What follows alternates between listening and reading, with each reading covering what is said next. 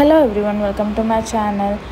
Last week నేను మా అత్తమ్మ వాళ్ళ ఊరికి వెళ్ళాను కదా, డెలివరీ తర్వాత 3 months పడ్డాక. సో ఈ వీక్ వచ్చేసి నేను మా ఊరికి వెళ్తున్నాను, అంటే మా మమ్మీ వాళ్ళ ఊరికి. మేము చిన్నప్పటి నుంచి ఎక్కువ మా ఊర్లో అయితే మేము ఎక్కువ టైం స్పెండ్ చేసేవాళ్ళం కాదు. బట్ మా అమ్మ నాన్న వాళ్ళు కష్టపడి ఇల్లు కొన్నాక వెళ్ళడం అయితే స్టార్ట్ చేస్తున్నాము.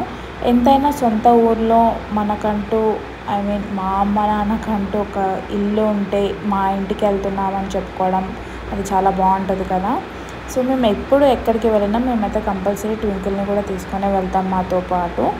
అండ్ అందుకనే ట్వింకిల్కి మాతో పాటు లాంగ్ జర్నీస్ అంటే కూడా చాలా ఇష్టం. అయినా అతని బయట డాగ్స్ అట్లా వేరే డే కేర్లు అట్లా వదిలేసి వెళ్ళడం మాకు అస్సలు ఇష్టం ఉండదు. అందుకని మాతో పాటే తీసుకొని వెళ్తాము.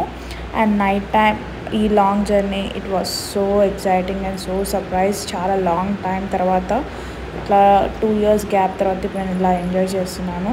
సో అందుకే నాకు చాలా హ్యాపీగా ఉండే విత్ బ్యూటిఫుల్ మ్యూజిక్ కూడా.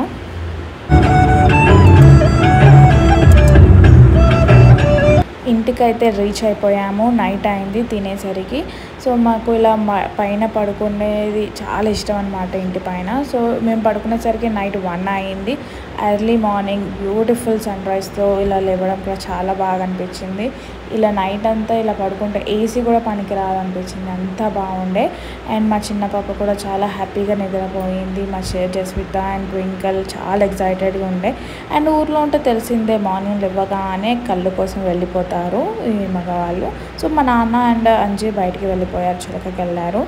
అండ్ ఇక్కడ చూసారు, ఈ పందిరి పాతది. మేము అంటే 1 year అవుతుంది, కానీ తీయలేదు ఎందుకంటే పిట్టలన్నీ గూళ్ళు కట్టుకున్నాయని.